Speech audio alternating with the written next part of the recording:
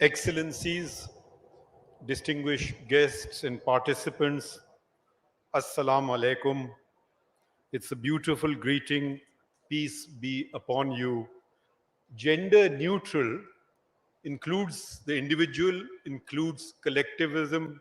So I don't think there can be a better greeting than that.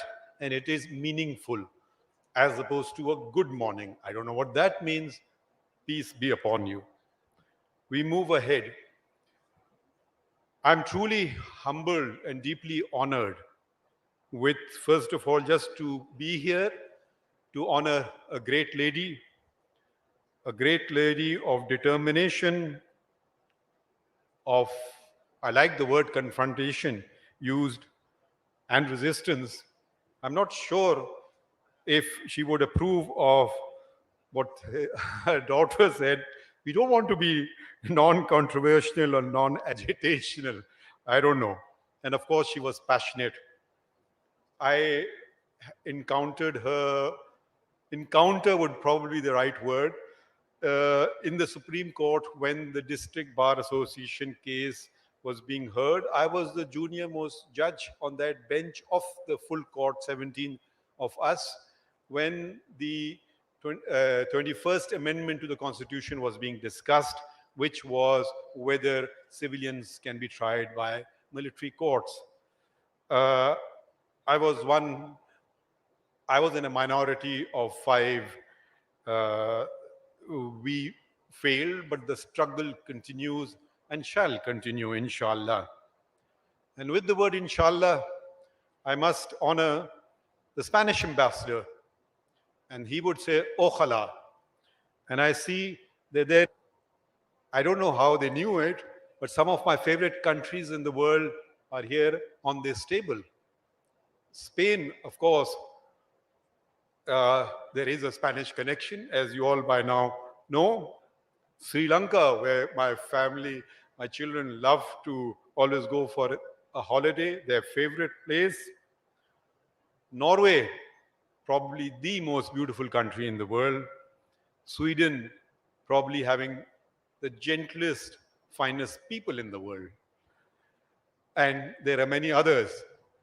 Norway also brings something which has brought something good. I mean, of course, I commend that Mr. Knut Osby from speaking in Urdu. I will not attempt Norwegian.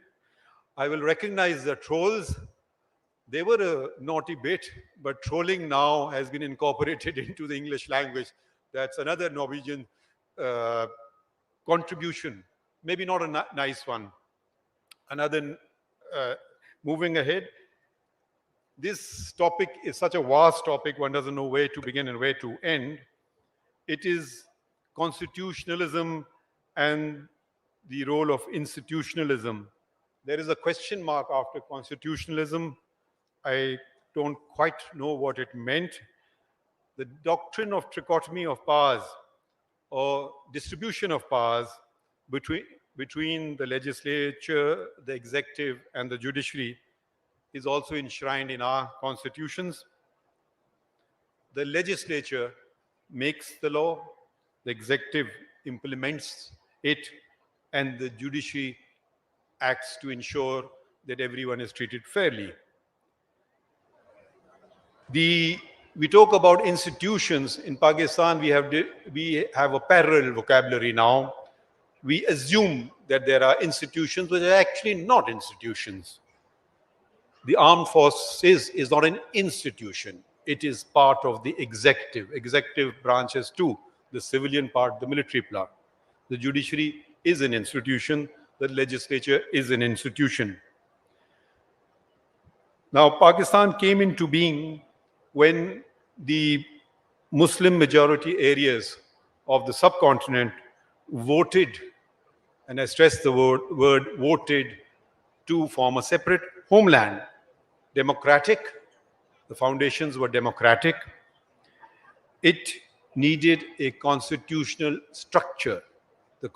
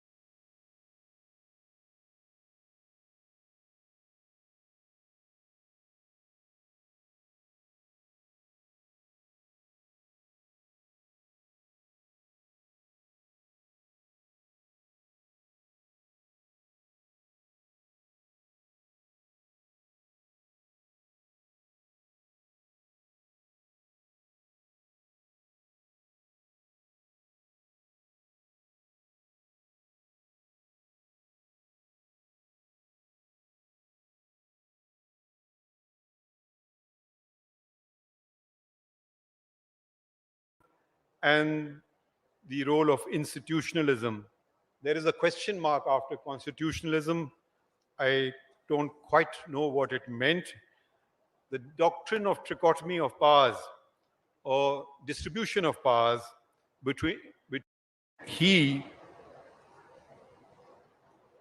endorsed the attack, endorsed the rule of Muhammad Ayub, General Muhammad Ayub, in the Doso case, and he then could not find anything within the confines of constitution, within the great history of Islam, within the great history of civilizations of the world. He went to the homeland, birthplace of Hitler, Austria. I'm not just trying to disparage Austria. It's just coincidental. Hitler was a menace to Europe, and unfortunately, a professor's theory was a menace to Pakistan. That professor was Hans Kelsen of Austria, with his pure theory of law, a professor who never expected that he would be thrown on the world stage or anyone would read his book of the pure theory of law, was used as a doctrine to sustain military rule against democracy, against the destruction of the democratic structure, against the uprooting of the constitution of Pakistan. So this is the next phase. What we then had was uninterrupted, brutal rule of General Muhammad Ayub. Pakistan, when it came onto the world stage, it was an idea that the leadership of the All India Muslim League, under the guidance, under the leadership of one of the greatest constitutional minds of the time, Muhammad Ali Jinnah, enlightened, awaked the slumbering Muslim mind to yearn for freedom, and that they did. The spark was lit, freedom was attained, barriers were crossed, linguistic, ethnic, cultural. Two people separated by 1,000 miles came together. No precedent in world history. The largest Muslim population country in the world was placed on the world stage. It was known as Pakistan, the land of the good or the land of pure. This, however,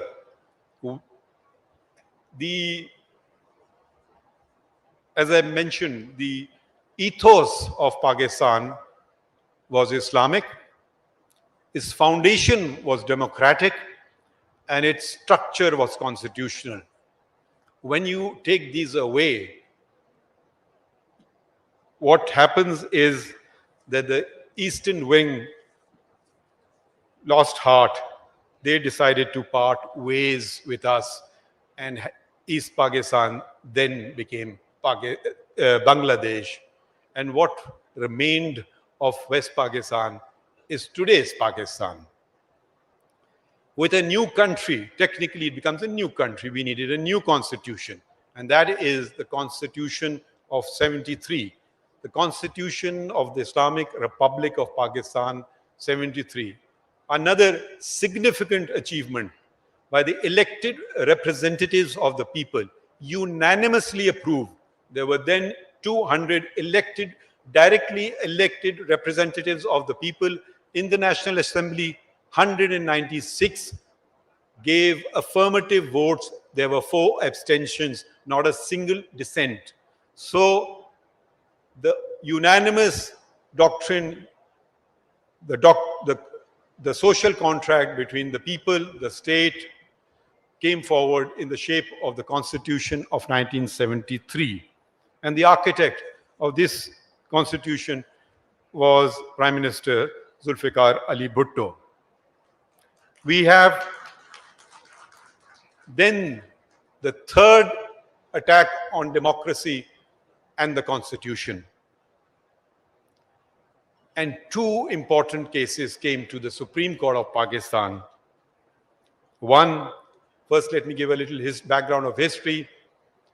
General Ziaul Haq on 5th July 1977, arrested Prime Minister Zulfikar Ali Bhutto, sent packing, abolished all the parliament, the National Assembly, the Provincial Assembly, and became the chief martial law administrator, whatever that means.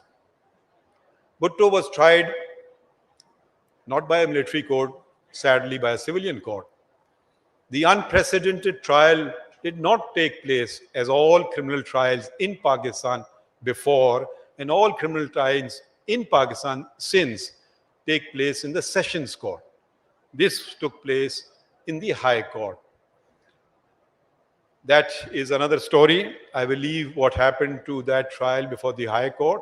So the accused lost one right of appeal, which in a murder trial, as the distinguished law minister who is a very able, was a very able criminal lawyer, now law minister, would say, and that Mr. Zulfikar Ali Bhutto lost a right of one appeal. The matter went before the Supreme Court of Pakistan. Here, the Supreme Court of Pakistan was presided over by Anwarul Haq, and the other, it was a 7-member bench. 4 upheld the conviction and the death penalty, and 3 did not and set aside the conviction. Justice Muhammad Halim from Sindh, Justice Dorab Patel, a Zoroastrian from my province, Balochistan, and Justice Safdar Shah from the now province of Khyber Pakhtunkhwa. So with a razor-thin majority, a man was hung. Unprecedented. Whenever there is a dissent on the matter of capital punishment, even if you were to uphold the conviction, you do not pass the sentence of death. It is an imprisonment for life. But yet again, another precedent, yet another, if I may say so, and a bad precedent. The matter, and incidentally, it is, unless Mr. Tara corrects me, the longest written criminal judgment in the history of Pakistan, 950 paragraphs. I've never come across a criminal judgment that long, because it's very few things you have to determine. We just have to analyze the evidence and few statements, and that's about it. Anyways, that was the judgment. Maybe it were troubled consciences which makes you write and gave fluidity to the pen. I don't comment. The other important case was by his wife, the Prime Minister's wife, Begum Nusrat Bhutto. This challenged the imposition of martial law. Again, this was presided over by Justice Anwarul Haq, and the petition was dismissed as being not maintainable. Imagine, the Constitution has been torn up, democracy has been thrown aside. The petition is found not maintainable. Sadly, and I say it with the greatest of sadness, some of the persons who were in the minority in the Zulfikar Ali Bhutto trial case joined the majority in this case. But that is so. So Pakistan has a very tumultuous history as far as politics is concerned. The first Prime Minister of Pakistan was assassinated, Liaquat Ali Khan Shaheed. The second Prime Minister, Khwaja Nazimuddin from Dhaka, East Pakistan, was dismissed by a bureaucrat. Zulfikar Ali Bhutto was ordered to be hung on the orders of the Supreme Court, and with comes the 4th constitutional deviation, significant constitutional deviation I should add, and that was by General Pervez Musharraf.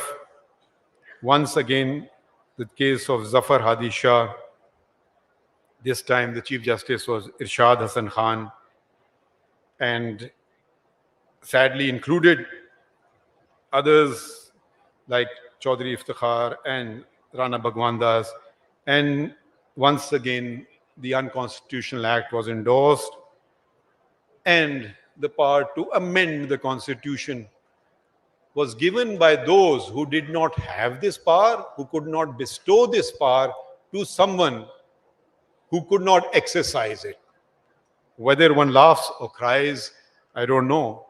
The Supreme Court told General Pervez Musharraf, yes, your acts are legal, your acts are constitutional.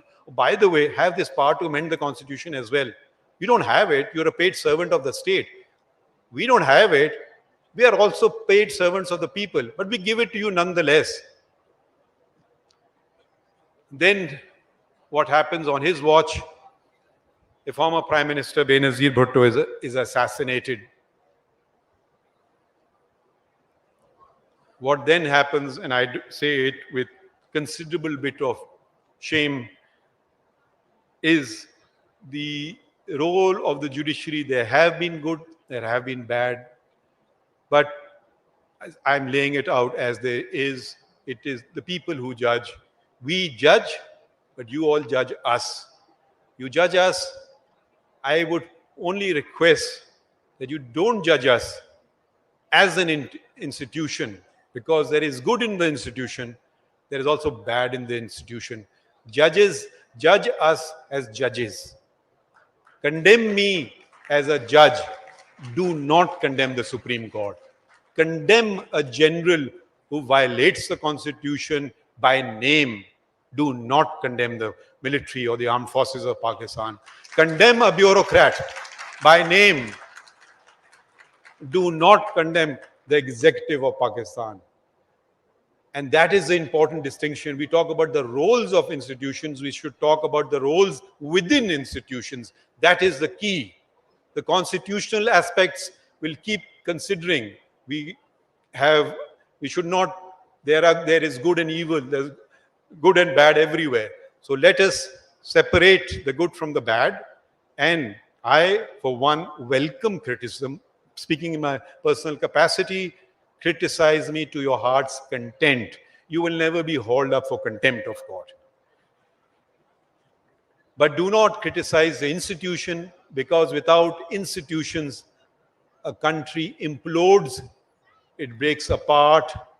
And I'm not talking philosophically, I'm talking practically. We've seen it happen. We are seeing it happening. So we have to be very careful. Pakistan needs the judiciary. Pakistan needs the executive. Pakistan needs the military part of the executive. And more than anything else, Pakistan needs to be led by the elected representatives of the people. Pakistan needs democracy. You remove democracy from Pakistan, you stab it in the back. You destroy it. You are the enemy of the people. You are the enemy of the state. And that is what Article 6 says. I have an added burden which all of you do not have. I and the law minister here, the others do not. That is to uphold the constitution of Pakistan and to preserve and defend it. All of you have to abide by the constitution under Article 5. So there is a greater test for those who are paid by all of you, which is us. We don't pay you. The elected representatives of the people are not paid. They receive a stipend for the duration that they are an MPA, MNA, or as with the grace of the Almighty, become a federal minister. You may get a salary only for the duration. We are taken care of for life. We get pensions. They don't. The MPs, MNAs, they don't get pensions, and they get a stipend, and that is not comparable with the salaries of those who are paid by the people of Pakistan. That is you. Please do hold us accountable individually.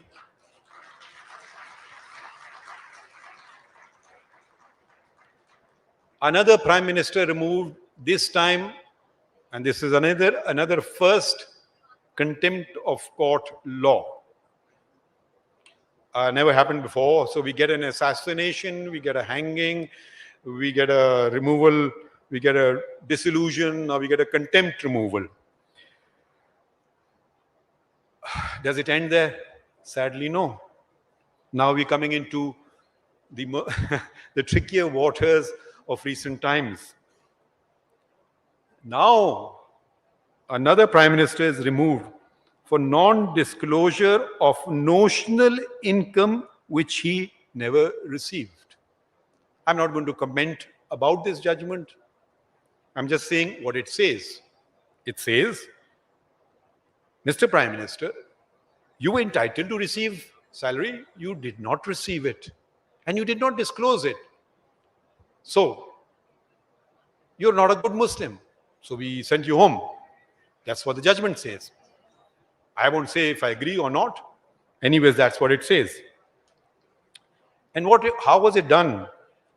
Before that, it was preceded by something called JIT. Now, we have become very, by the way, for those who don't know, maybe the foreign guests, it's Joint Investigation Team. Actually, a term with which I was also pretty unfamiliar, because in all the laws of Pakistan, you'll search for it, you'll find it only one place, and that is in the Anti-Terrorism Act. I don't think it is found anywhere else. And the distinguished lawyers like Mr. Abid Saki and Mr. Hassan Boone and Mr. Hafiz ur Rahman, whether can correct me whether there is mention of JIT anywhere else other than the Terrorism Act. But anyways, the normal people who do their work, no, you can't do it, we'll do it this way. Okay, fine. So we get a JIT. Another very acronym, like we live in a parallel universe sometimes, is PCO. So, Provisional Constitutional Order. Where is it found anywhere? No, it is not found anywhere. Why do you mention it? Well, you have to mention it. Why? Too complicated. Another acronym which all of us have come to know is FATF. Very few know what it actually means, Financial Action Task Force. And I'm ever so glad that from the grey list, we have finally gone to the white list. Now, I wonder whether if the international body can impose something on us, like the FATF, and require compliance, cannot you, the citizens of Pakistan, do something similar? Let's call it the CMDC. The Citizens Monitor of Democracy and Constitutionalism. Is that a good acronym for you? Citizens Monitor of Democracy and Constitutionalism. Monitor us all. Monitor those in power. Monitor those whose salaries you are paying. Monitor those whose pensions you are paying. How would I translate it? I was going to speak in Urdu, but for the respect to our foreign guests, I decided to change to English, and probably Urdu में इसको शायद कहा जाए जमहूरियत और आइन के शहरी निगरान. शायद आप में से जो बेहतर उर्दू जानते हैं वो बता सकेंगे. जमहूरियत और आइन के शहरी निगरान. And let's have a black, grey and a white list. Let me start with my own institution. यानी कि काली सुरमाई और सफेद लिस्टें बनाइए, not of institutions but of individuals within the institutions. Now, let me speak about my institutions. I don't want to raise fingers at other institutions. In my personal opinion, and I now speak as a student of law, not as a judge. I speak as a student of history, not as a judge. I speak as a student of politics. I would put in the black list Justice Muhammad Munir. I would put in the black list Justice Anwarul Haq. I would put in the black list Justice Irshad Hassan Khan.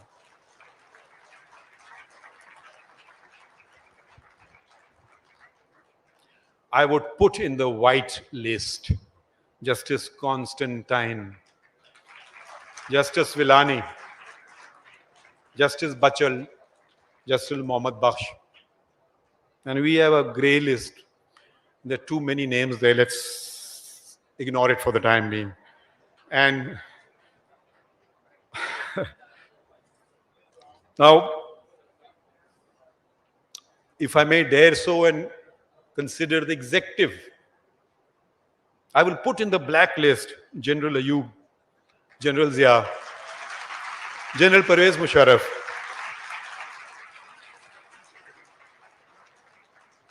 Now, I'm not making any sort of statement, but I would put in the white list 2 white Englishmen, not because they are white. Now, that took you by surprise, didn't I? The first Commander-in-Chief of the Pakistan Army, General Sir Frank Walter Maservey. He fought in the First and the Second World Wars, and he was the first Commander-in-Chief of Pakistan, of United Pakistan, of one Pakistan. I would put it in a higher, if it even a whiter of a white list would be General Sir Douglas Gracie. And why do I put him? Why do I put the second Commander-in-Chief of the Pakistan Army in that list? I would put him in that list. And now my source of information is a book written by a brother of an army chief. The army chief was General Asif Nawaz. From 91 to 93, he was the army chief. And his brother was Shuja Nawaz. And his book is Crossed Swords, Pakistan, Its Army and Wars Within. If you get an opportunity, do buy it and read it. And he narrates an incident here. He said General Ayub wanted a plot and applied to General Sir Douglas Gracie, his superior commanding officer. He was rebuffed. So here begins the politics of plots. The politics of plots is very interesting in Pakistan. So whether it was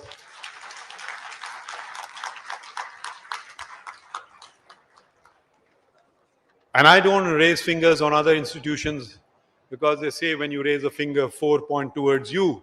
Let me address the fingers pointing towards me. And my institution and those within it, there is, as you know, Article 19A of the Constitution of Pakistan. It's one of the many countries, or many civilized countries of the world do not have this. It's a right to access to information in all matters of public importance. Now, someone filed a writ petition somewhere, I read about it in the newspaper, that the Supreme Court has filed a writ petition and the case is pending before the High Court. What? Nobody asked me. I'm supposed to be a judge of the Supreme Court. Registrar Supreme Court. Is he more powerful than me? Oh, I wrote a letter. I wrote a letter to the Chief Justice of Pakistan. The letter is dated 16 December 2021. And I quote just one line from it. It's a long letter. Can a public institution... let me explain. What had happened was that the Pakistan Information Commission had passed some order regarding some disclosure of some information about employees or whatever of the Supreme Court. I don't know what he asked for because we were never asked, and the registrar took it upon himself to challenge it without taking at least my permission. I don't know whose permission he took, and he went in before the Supreme Court. Now, Supreme Court is standing as a litigant before the High Court. I can't wrap my head around that, but let that be. I wrote in my letter, can a public institution funded by taxpayers object if information about it is sought? What was the answer to that letter written on 6th of December 2021? None. Earlier, I am sometimes criticized, ridiculed, castigated, abused for writing letters. How else should I defend the Constitution of Pakistan? How your fundamental rights? How else would we make Article 19A meaningful and not a dead letter law. I wrote an earlier letter, 24th of June 2020, addressed to the Chief Justice of Pakistan, that a file came to me offering me a plot in some sector of Islamabad at a nominal price, which I could flog next day and earn quite a nice retirement passage. I thought, I looked at our appointing order, the 5th schedule, I think it is, which provides what the judge should get, the presidential order, whether we are entitled to this. I couldn't find anything anywhere. I discussed it with my family. My son, who's a bit naughty, Baba, you don't want it? I can have it for my retirement. Well, anyways, I wrote a letter to the Chief Justice. I said, I have checked the law. I can't find this. Are we entitled to this thing? And if so, can you please provide me with the law on the subject? And can you also provide me, because I wanted to know if anybody has taken plots or not, who amongst the judges have taken plots? Promptly came the answer the next day. And I quote, because you won't believe it if I did not. Laws are available in the law books. In other words, a rebuke from the Chief Justice of Pakistan to his colleagues that how ignorant you are, that you don't know about this law, go find it yourself. And as regards the other aspect of my letter, asking about information, this is personal. It cannot be shared with anyone, quote unquote. No. Now, saddened a bit, hurt a bit, probably a little angry, responded the very same day. And I write, like the proverbial unicorn, I cannot find this law. And those holding office under the Constitution cannot plead confidentiality when they receive something on account of the office they hold. It is not personal information. It is not because I am getting this because of the office I hold, not otherwise. Another letter, another circular comes around, and that you are entitled to get gifts of prohibited bore weapons. What? From the Ministry of Interior. So I write again, plead guilty, write too much. 14th of September 2019. I said, how are we entitled to this? Article 25 applies equally to all, including judges. How can we, by the way, there were 9 categories of persons in that list who could get this facility: the president, the prime minister, the judges of the superior courts. 7 of them were constitutional office holders, and there were 2 more categories. I won't go into those constitutional because I really want accountability within first. Did I receive an answer? No answer to this one either. So I don't know. We should be grateful to the lady in whose honor this conference is being held. How did she become famous? How did she become known? She became known because of this book, because of a decision in this book. The decision in this book is Miss Asma Jilani, as she then was, versus the government of the Punjab. And the number of the appeal is very interesting. Criminal appeal number 19 of 1972, freedom of speech and expression. So anyway, Asma Jilani, and can you imagine, it's 50 years to the day when this decision happened. Her father, Malik Jilani, was incarcerated under the Defense of Pakistan rules. The other 2 petitions were heard, was by the daughter of Altaf Gohar, the editor of Daur, who had been picked up under one of those laws. So this was challenged. Now, but don't judges come under pressure, fear? No, they don't. I was Chief Justice for 5 years. Nobody called me to ask anything. So if anybody tells you there is pressure, If anybody tells you pressure, they are not true to their oath of office.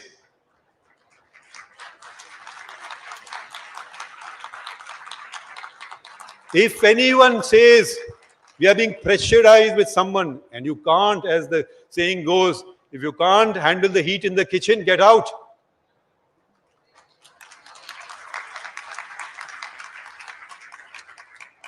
And if you are pressurized and you sell the country, their history will remember you. You all will pass judgment. There won't be any consequences. It will be in the history books. Those persons, like myself, would have gone away. And now, how it saddened me. It brought tears to my eyes when a Chief Justice of the Supreme Court of Pakistan said that there was pressure on me, and he said that on television, public television, by General Ziaul Haq to do this judgment in the Zulfikar Ali Bhutto case. Do you hang? Do you take away a person's life because of pressure? If you couldn't handle it, a resignation letter would have sufficed. Let us learn from our own history. Let us not learn from the Professor Hans Kelsen of Austria. Let the Muhammad Munirs, let the Anwarul Haqs learn from the example of Imam Malik, the founder of one of the foremost schools of Islamic law. The former school of, there are 4 Sunni schools of Islamic law. Imam Malik was the first. He lived and died in Medina. His book, Al-Muwatta, those of interested in Islamic history and religion, what did he do and say? He gave a ruling, religious ruling, which we call fatwa, saying that divorce under compulsion is no divorce. Now, on its own, you would say, well, why should he suffer for that? Well, he did suffer for that. And I would like to read you his exact words.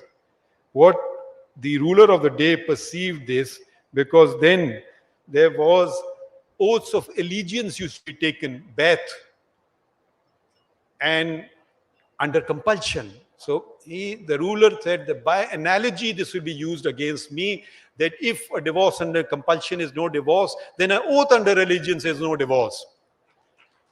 So he was called upon to recant. He said, I will never recant what I believe to be the faith, what I know to be the truth. What happened to him? He was imprisoned. He suffered indignities. He was tortured. Still did not recant. All he had to, then he was told, stop. Okay, you don't want to recant? Stop telling people about this thing, that divorce under compulsion is no divorce. He didn't do that either. So he was paraded through the streets of Medina. It was a great humiliation for a great scholar to have his beard shaven off. That indignity he suffered, and he was paraded. So if I shave off my beard, probably you may not recognize me. So whilst he was being paraded, he said, Anas bin Abdi, and he introduced himself. He said, those of you who know me, who recognize me, would recognize me that I'm Malik, the son of Anas. And those of you who don't know that I'm Malik, son of Anas, and I say, divorce under compulsion is no divorce. So this is our glorious tradition. No pressure. Is he the solitary example? No. Come to the another founder of Abu Hanifa, and this part of the world, Muslims majority at least are belonging to the Hanafi sect of Islam. What happened to him? He told the ruler, and I should just, he did not, this is after the Umayyad Caliphate was overthrown by the Abbasids. And Safa, as you know, was a barbarian who killed many. And his brother, Abu Ja'far al-Mansur, was the founder of considered the founder of the Abbasid Caliphate. And he did not recognize his authority. This is Imam Abu Hanifa. He was nobody, no judge, he was an ordinary person. He said, "A Muslim republic is founded on the collective endorsement of the people." If I may say for the audience in Urdu, खिलाफत मुसलमानों के इज्तिमा और से होती है, मशवरे से होती है, इज्तिमाई मशवरे से होती है. Laying down the foundation of democracy. What else is democracy? He used to criticize the judgments, the actions of the ruler. So what the ruler did, he said, "Okay, you know so much, I appoint you as the Chief Justice." He says, "No, I will not. I do not accept," because he did not want to accept anything because he did not consider the rule legitimate. So he was given 110 lashes as punishment. He did not recant. He was then offered, "Okay, I appoint you as the Mufti." Mufti is the person who could give authoritative finding on a provision of Islamic law. I mean, maybe someone else can better put it, but that's the best I can do. So he was imprisonment, and he died in jail. And he left a will, and this is very significant, and this is what he suffered. And when he died, he left a will, a wasiya. It's a very famous wasiya of Imam Abu Hanifa, which said that, "Do not bury me in any land which is under the illegal occupation of this ruler."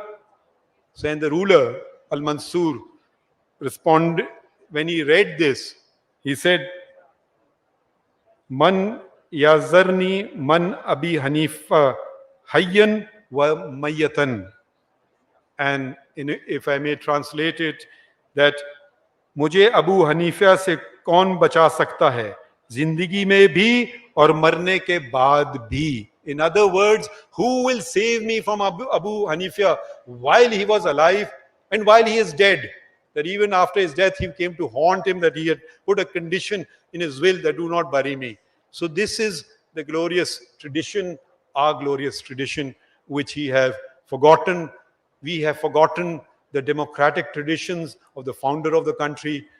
We have forgotten the constitutionalism that made this country, which made the country united. We should not embark on something new. We should not embark on discovering something else. We should go back and discover old truths which held us good. I am sorry for exceeding my time limit, but I did not get any what is a note verbal in the diplomatic language. So once again, I am truly humbled, and we must salute this diminutive figure. She was a very diminutive figure, but boy, she was one big lady. Thank you, ladies and gentlemen.